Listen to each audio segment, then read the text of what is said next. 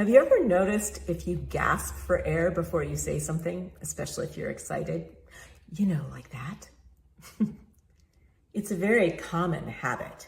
In fact, it was the habit that Mr. Alexander first noticed in himself that led him to make his discoveries about mind-body coordination.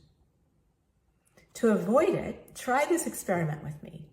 Simply let your lips come gently together and then wait and see if some air will come in through your nose.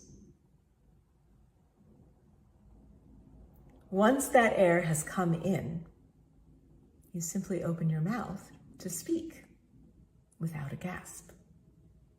See how that goes for you. See if it feels unusual. And by all means, please share the video and share your experiences below about how that went. And check back soon for more helpful hints.